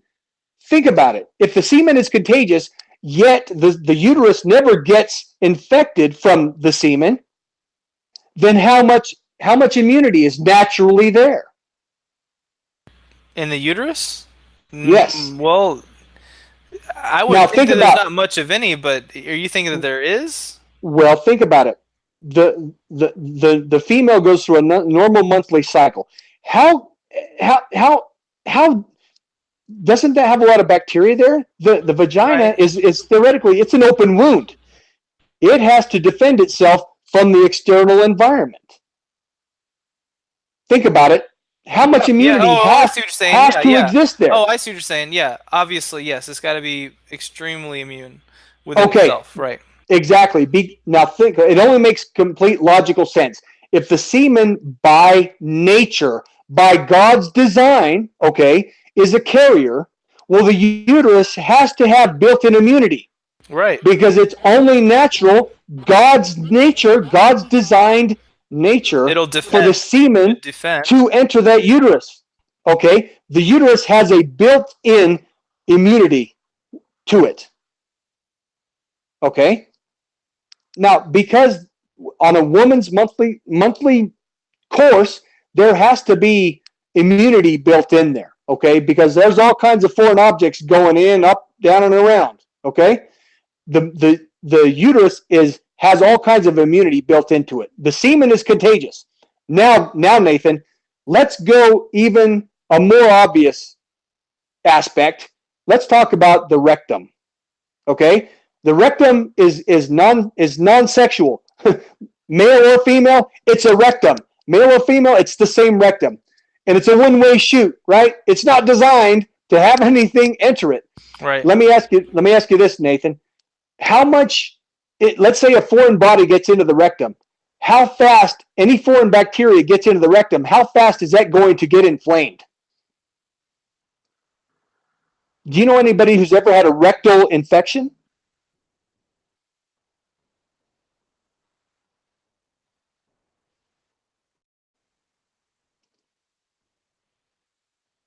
I lost audio. Somehow. Oh yeah, no, I don't think anyone would talk to me about that. Yeah, right. Well, let me tell you, I had a buddy when I was at an army base. He got sick for weeks, like a good couple of weeks, and it wasn't going away. Well, he had an infection on his rear end, on his hind end. Yeah.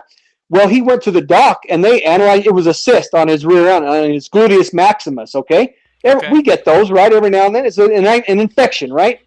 They told him, that if that thing was half an inch away from his rectum, from his rectal wall, okay, they told him if that thing had punctured his rectal wall, he would have been dead in 2 days.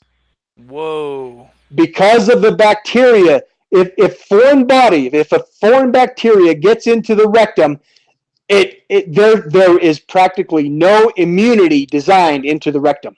Right. The rectum is designed to handle bacteria from the intestine and none other. Mm-hmm. What does the Bible say? Man shall not lie with man as with another man. It is an abomination. So there's obviously a health concern associated with it, aside from other things. Well, okay. Do you see what I'm saying? The Right. rectum has almost no immunity designed into it. However, comma, the scrotum and the testicles and the semen are natural carriers of disease. It's a known biological fact. Right. And how do I know this? I'm not an MD. I went and I researched a bunch of articles, and that's how I found it. Research has told me that, Nathan. I asked my wife. My wife is a nurse practitioner studying PhD mental health. Guess what? She did not know that.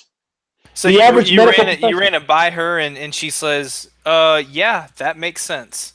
She said it makes sense. It makes complete sense. She had not studied it because she's not a reproductive systems specialist, okay? But anybody, we could ask any MD who's got reproductive specialty, guess what? He will confirm what I'm saying. And by the way, you're a researcher, I'm a researcher. I'm not saying this unless I confirmed it with 2 or 3 different sources, okay? The testicles are a known carrier of bacteria and viruses. What happens when any known carrier penetrates a known deficiency of immunity? You got voila infection. Okay, exactly. And how fast does it happen? Absolutely fast, thank you, instantaneously, because the rectum, it harbors bacteria. There's bacteria throughout the intestine, all the way throughout the rectum. It's an incubator of bacteria. So the moral of the story is, just follow God's law. Thank you. That's the moral. The long story short of it, AIDS is neither a male disease nor a female disease. It's not a disease at all. It's a disorder caused not by homosexuality. It's caused by anal penetration. It's caused by anal penetration by the penis. AIDS is an anal sex disorder. That's what it is. It's an anal sex disorder. And by the way, who has most of the anal sex disorder? Homosexuals do. And notice, AIDS went from 10 to 10 million overnight in the 80s. Nobody really talks about AIDS anymore because, and Nathan, here's another thing. If you research AIDS, just type AIDS debate. Just go to Google and type AIDS debate. You will see pages and pages, hundreds of docs. Not one doctor, not one medical professional will sign his name and say that HIV causes AIDS. There is absolutely no link between HIV and AIDS because they faked the HIV to make a fake cause of AIDS, whereas everybody in the community knows that AIDS is only caused by contaminated semen entering the rectum. That's all it is. Carrier semen entering an unprotected vessel. That's all it is. Isn't that phenomenal? Listening in, don't do that. All right, so let's go on to the next. Let's go on to the next question. Maybe we can get 1 or 2 more, and then we can end out. All right. So let's see here. We got. If you have time, are you good with time? But keep going, brother. All right. So the next one is: do you believe that geoengineering, also known as chemtrails, is a real thing? How about this? Let me show you the annals and pages and pages and hours of video of people showing that it does exist. Okay? I can show you numerous, and I can show you photos of myself. I can show you examples of these chemtrails over northern Arizona. I can show you photos of a regular aircraft jet tail expiring, and it evaporates into the atmosphere. And then I can show you a long jet trail with the short jet trail flying right underneath it. Okay, let the evidence speak for itself. The evidence exists. Now, what would you say is, aside from controlling weather, is there any other benefit or danger to benefit to the government who's doing it against us, but also danger to us as the ones who are having to absorb these chemicals that they're putting into the air? Would you say to that? Okay, here you go. Ba is barium and aluminum is Al. What does that spell? Baal. Got it? From the Bible. Ba, barium, and aluminum. Those are both toxic metals that they're spraying into the air. Okay? What does that spell? Baal, which is Satan in the Bible. Okay? It's a hedonistic pagan god, and they're spreading his toxic chemicals through the atmosphere. Okay? I'll let you do your own, anybody else, do your own research on it. Look it up. There are hours, there's mountains of evidence that it's going on. Yep. I've seen the photos myself, both in Arizona, in the desert, wide open desert of northern Arizona, and here in Salt Lake City area, Utah. 2 weeks ago, I was taking photos of it. Incredible. Yeah, it happened nonstop. You don't have to really try that hard, right? You just look up and you can see them. Just look up and there it is. It's simply incredible. And a lot of people will say, well, that's just atmospheric conditions. Well, why are the atmospheric conditions keeping one stream miles long when the other one just evaporates? Then the difference is one of them is programmed to last and persist in the air. And some people have crisscrosses over a city where you can't see even the blue sky anymore because there's so many crisscrossed plane trails over it. And what they're doing is they're spreading these chemicals over the city's population. Simple. Yep. All right. So let's see here. I'm going to go to. No, I think that's it, man. I think we went through all the questions. Okay. I was gonna see if maybe we can take one, maybe two. We'll see how much time we have. Questions. I have a question, by the way. Oh yeah, sure. Go for it. Yes, and you mentioned an example of what was the example you mentioned? Oh, of jet engines not using jet fuel, which is preposterous. Okay, where do you get thrust unless you're burning something? Thrust of that magnitude. Right. Okay. I think for many people, they were wondering how much would you really need beyond obviously the initial thrust. And I think we both agreed that once you're up in the air, it's not having to burn as much, but it's not a whole lot. Yeah, it's burning some, but it's not a ton. Yes. Whereas obviously when you're taking off, you need a lot. Yes, but correct. Sorry for interrupting, but I think that sure. there is some questions that people do have about that, right. Of that. Well, what they need to do, if they have that, like I said, go back to the fundamentals. Go study how a jet engine operates and how it creates thrust. A jet engine does not create thrust without combustion. Okay, you don't get combustion without fuel. Okay, now if it is operating off of compressed air, what's compressing the air? You know what I mean? How much compressed air are you going to get in a tank of air? You simply cannot contain enough compressed air to push a jet aircraft, a multi-ton aircraft, down the runway. Good luck. Go give it a try. Go open up your compressed air canister behind your vehicle, put it in neutral, see how much thrust you get, see how fast you can roll down the road. There's a simple experiment right there. Yeah? Okay. My question is, yeah. I'm sorry, go ahead. No, you had a question. Sorry, go ahead. Right. My question is, given all this mythology and the seeding of the mythology, it's going to happen as long as they have control. They are deliberately seeding these myths to deceive those people who will not research the fundamentals. As soon as I researched the fundamentals of Flat Earth, it didn't take me long before I realized I was living a lie, and it's time to get real. And then I threw out, after reading those books, like I told you about, I threw out all my academic learning, and I'm seeking to re-educate myself. So my question is, how do we help people identify these myths? And I'm asking you, Nathan. You know that people are picking up all these myths, especially about Flat Earth. They know that the Flat Earth myth is out, the globe myth is dead, and they're doing their best to seed myths even within the Flat Earth community. They're posing as Flat Earthers, Flat Earth believers, Yep. and they're trying to deceive people. Yes. How do we do the following? Number one, how do we alert people to that? Yep. And number two, how do we show them how they by themselves can eradicate the myth and learn things for themselves? That's a great question. I think for anyone who has actually investigated flat Earth, they're already kind of understand the process, but I still think that you're right. There are some things that can come into play because now everything is unquestioned, right?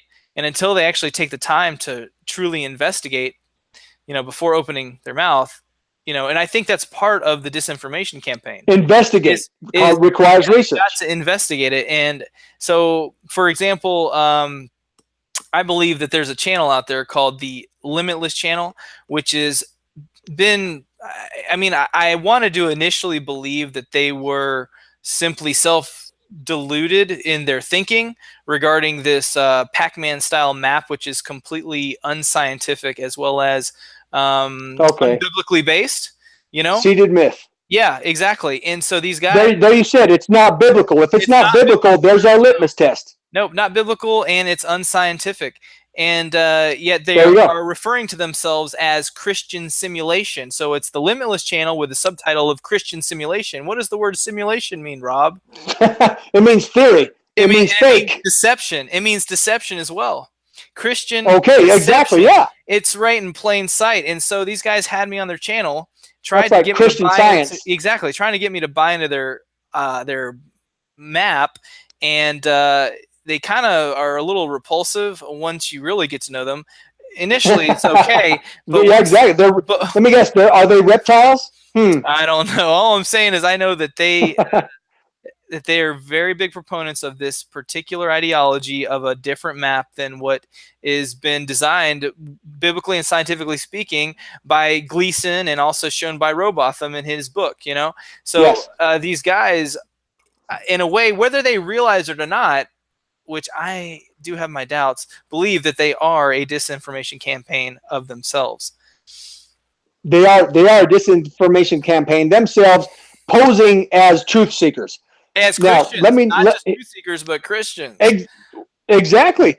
You and I know that unfortunately, the average Christian preacher in any denomination, he's been trained at a lying academy. The average Bible schools are fraudulent, and they're teaching lies. Right. I've got a buddy who personally, he spent 2 years at a Bible college, and I got to talking with him, and I told him that I told him my evidence. He said, Rob, you're absolutely correct. For 2 years, he sat at their knee and learned their nonsense. He was studying lies at the Bible colleges. Okay. So that being said, I want to bring up something else. There's something called a universal theory.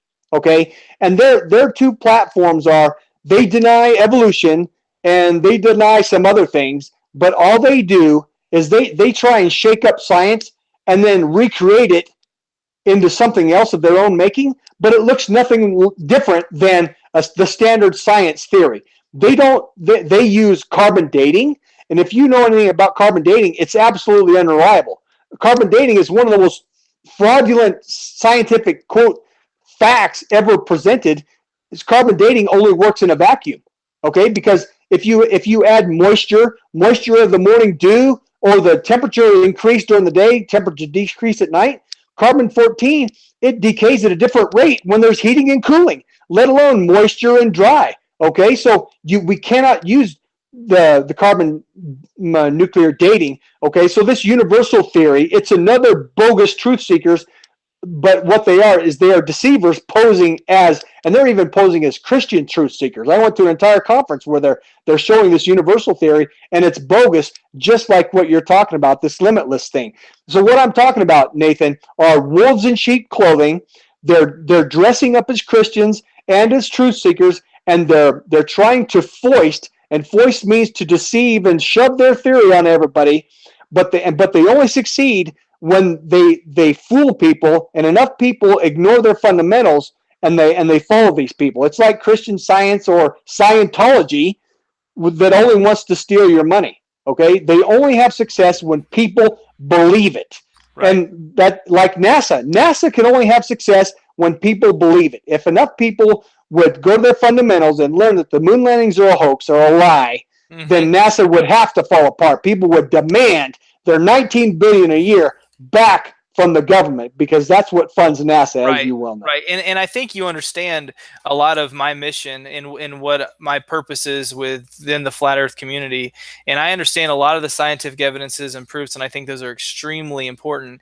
But my main stay is getting back to the Bible and doing my best to show, like you were talking about, to the church, where is this error that we've completely missed. Thank you. And once we realize this error, we've got to correct it.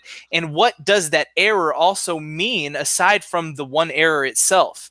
What other errors could be attached to this? What does it mean? And where else have we been deceived? Correct. And the answer is just about everywhere. Look at the Matrix movies. Those are a documentary of the fake world we live in. They are. It's probably one of my favorite movies to watch. Yes. Because of that. Absolutely. That fact that it is so close to our reality more than we like to admit, unfortunately. Now watch those movies, read 1984, and realize that there's no mystery here. No. Okay, they changed the names, but all we have to do is insert CIA, KGB, FBI, and then we get Mr. Smith. Yeah. Okay. Yep. There we go. Right now, Nathan, you made a difference between science experiments and God. Well, but you're going to recognize this. John 7:17. Doesn't Jesus require us to conduct an experiment with the gospel? John 7:17, Jesus says, he who will follow his will, he will do his will, shall know of the doctrine, whether it be of God or whether I speak of myself. Oh, that makes sense. Well, then also we've got what is the most common one is I think it's 1 Thessalonians. I don't think it's 2 Thessalonians. 1 Thessalonians 5:21.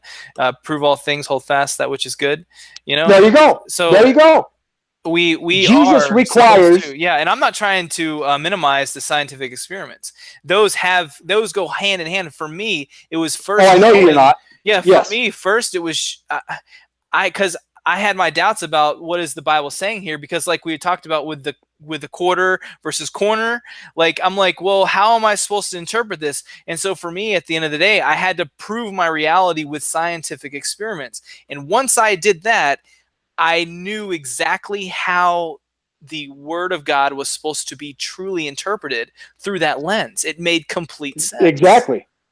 True science is God. True science, and I say true science, relativity is a theory, okay? Gravity is a theory. Neither have been proven. As a matter of fact, all experiments, as you mentioned, Michelson-Morley, all experiments that attempt to prove gravity and relativity, they all prove that the Earth is not moving. The gravity is non-existent. Would you like to defy gravity? Here's how to defy gravity. Fill your office half full of water. Okay, watch everything float. Okay, you feel that room where you're at. You fill it with water. What's going to happen to your body? It's going to want to float up to the ceiling. Okay, water defies gravity. Okay, right. There's numerous. Okay, and some people, when it comes back to the rotation of the Earth, when I hover my helicopter, people will make the ignorant statement that, well, that's because the atmosphere rotates along with the Earth. Well, the obvious response to that is, well, what is wind then?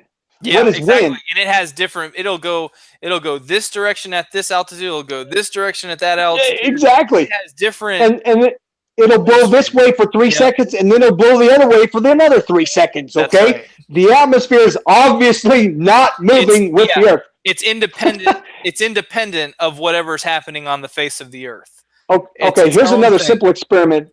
Here's another simple experiment for you, Nathan. And when I brought up the experiments, I just wanted to point out the fact that there is no difference between science and God. True science is God. Okay. Amen. God moved the waters of the Red Sea. God split the waters, and there's a way He did it. Okay. It's God's ways, and He did it. That did happen. Okay. Right. There are many who say there's chariots down there at the bottom of the Red Sea. Well, there they are. There's the evidence. Exactly. Okay? Yeah. Now, here's an experiment for you. Here you go, Nathan. We're going to prove that the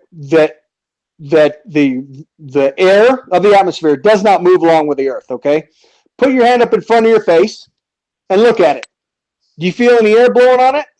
Unless you have a fan going. Yeah, other than my fan in the room, nothing going on here. Okay, there you go. You put your hand up. My curtain face. Is right here. It's just hanging down straight. There you go. There's no air moving. Now there's your hand. Now blow on it. Okay, you got it. Air only moves. It's a known scientific fact. As factual as there you go. Okay, the surface of water always seeks its level. Sea level means water is always level on its surface. Okay, right. Air as a corollary, air only moves when forced. Okay, now if you want to say that the air moves along and gravity pulls it, well, show me what's forcing the air to move with the earth. There's got to be huge baffles forcing the air to move along with it. Okay, like a riverboat wheel forcing the water to move. There's got to be a baffles moving the air. It doesn't exist. It's impossible. Okay, anybody to say that, it just shows childish ignorance. Voila. Yep. All right. Well, I think we've run out of time here. Man, I so appreciate your time, Rob, and I'm sure everyone else has as well. One thing I want to leave with, though, is a verse. It's from Jesus talking, and he says, this is when he's talking to Nicodemus. He says, "If I have told you earthly things, and ye believe not, how shall ye believe if I tell you of heavenly things?" And that's John 3:12, and that I have at the very top of my web page, where I have the over 240 plus Bible verses. And very good. Rob, as well as I've got a flyer out there for free you can download, as well as anyone who is interested in. Oh, you got a flyer, huh? Yes, it's on that web page. Anyone can download it. It's a PDF. It's got a front and a back. And as well as I have a challenge on that web page listed for debunking the 200 plus Bible flat earth Bible verses. So anyone who wants to take me up on that challenge, it's been out there for, I guess, close to a month almost, and I still have yet one person who has followed through with that challenge. Not surprising. But for Rob, why don't you go ahead and tell people if they wanted to get in touch with you, even if I'm not sure if you do, how they could reach out to you. Do you have a website right now up and running for Flat Earth? And I know you have your school that you're going to be doing as well. So if you want to give both of those websites or whatever, please do so. Very good. Very good. Here's the website for the Truth University. And it's very simple. Truth Universities, common spelling, 2 words in one, truthuniversities.org. Okay, website's not up yet, but it will be soon. And as soon as I get it up, it's gonna look a lot like WordPress, in which I'm gonna have a bunch of links to other research websites. Okay, so that's what we're gonna just put a bunch of research links on there. Okay, and lectures, research lectures, and anything else in seeking truth. Okay. Number two, I do have a... And again, that's truth, TRUTH, universities.edu. Correct. Is that right? Universities, plural, .org. So, .org. Okay, good. .org. I'm going to make sure to pin that in the comments of this video, as well as put it in the video description. I'll put both of your websites. What's the next one? Thank you. The next one is 3 words, common spelling, flatearthresearch.wordpress.com.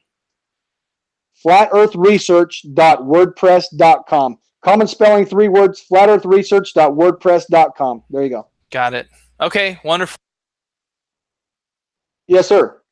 And you mentioned a Bible verse. You mind if I mention a couple? I only mentioned 2. Yeah, go for it. Okay, Romans 8, Romans chapter 8, verse 17. If children, then heirs, heirs of God, and joint heirs with Christ. Straight from the Bible, we are all mankind are heirs of God and joint heirs with Christ. Okay? Now, what then is the inheritance of Christ? Well, if the Bible references an inheritance of Christ, well, let's find that. And most people would say, well, the kingdom of God. Well, I can show you in the New Testament, Jesus himself, Matthew 28:18, Jesus says, all power has been given me in heaven and in earth. So therefore, there's two points. We are heirs of God and joint heirs with Christ. And then what is the inheritance of Christ? All power in heaven and in earth. And you brought up a beautiful corollary to that. How can we understand the heavens if we don't understand the earth we live on. And Yeah. the Bible shows us all 240 verses that you mentioned that we talked about earlier. The Bible is flat, fixed, and covered, biblically proven, and we, the occupants of this petri dish earth in which we a pressurized petri dish earth, we are heirs of God and joint heirs with Christ. And that's all for me.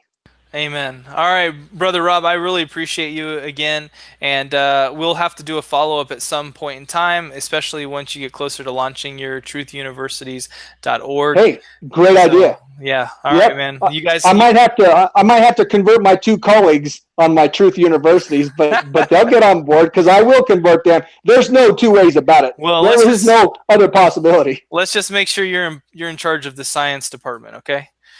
Well, and I have to be, because neither of them have any science behind them. There you go. Right. Thanks, amigo. And again, let's see if we can involve anybody else and do a joint discussion, at least like a conference call.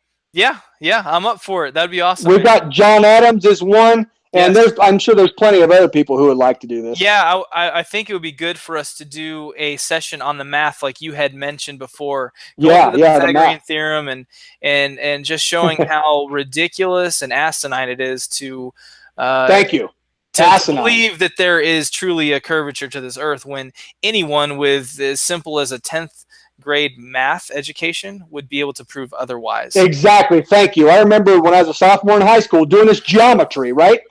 And just along that line, Nathan, the globe earth community can only deceive those who limit themselves to such asinine thinking.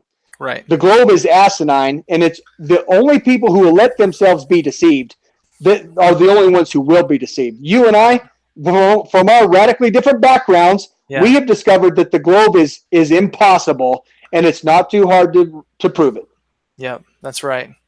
All right, brother. You have a wonderful evening. And again, I will leave the links to Rob's websites in the video description, as well as I'll pin a comment to this video so that if you want to reach out to Rob, you're able to.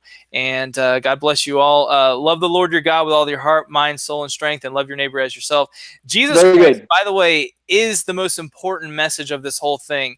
I don't want anyone to think that that because there's this hyper focus on flat earth, that takes away at all from the message of the gospel, and that that we are all sinners, that we need a savior, that Jesus Christ is the way, the truth, the life, and that no one cometh to the Father except through him.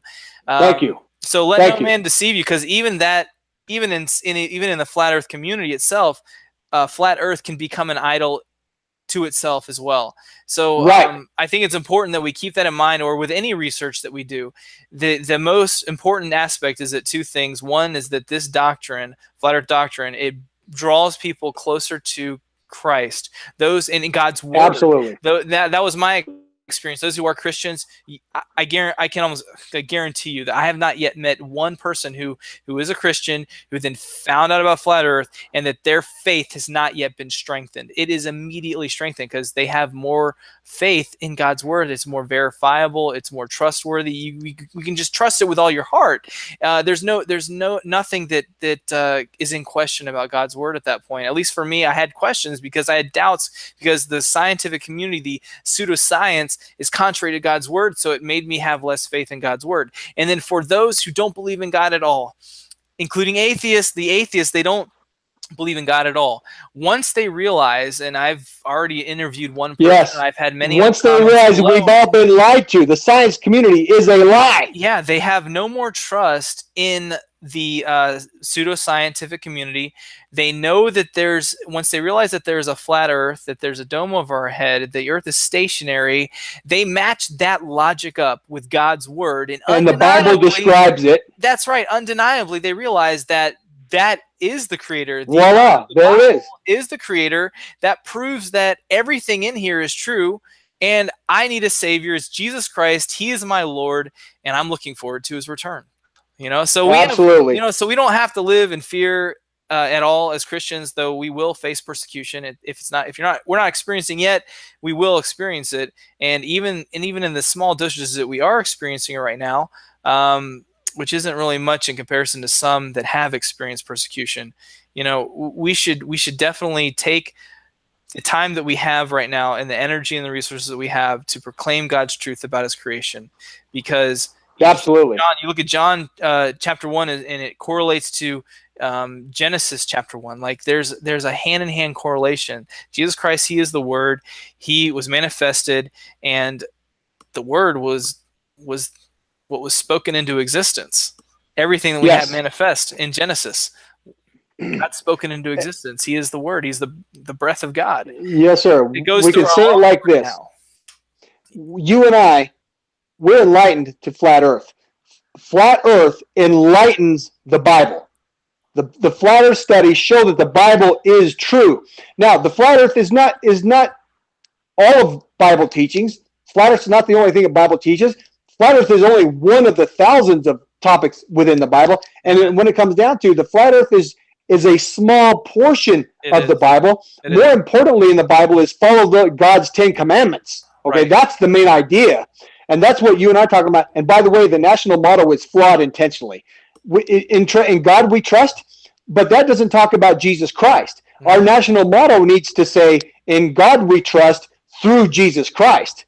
And it's intentionally made that way by deceiving men. By the way, the founders of the Constitution, they were Masons. They meant well, but they didn't necessarily understand everything that the Bible means. Obviously. They should have said, in God we trust, in and only through Jesus Christ, because we don't get the Father without the Son. Right. Period. There would be that's what we're talking about. And we understand that God and Lord are only titles. So there is obviously some credibility, I believe, to the sacred name movement, though I think that also, in a way, can become an idol of itself too.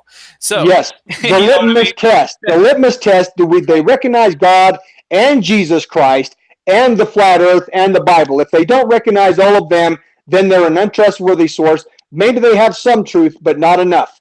Now, the other thing is, Nathan, there's a lot of people who don't, and I talk with my colleagues and family, they think that I'm distracting people from God and Jesus when I talk about flat Earth.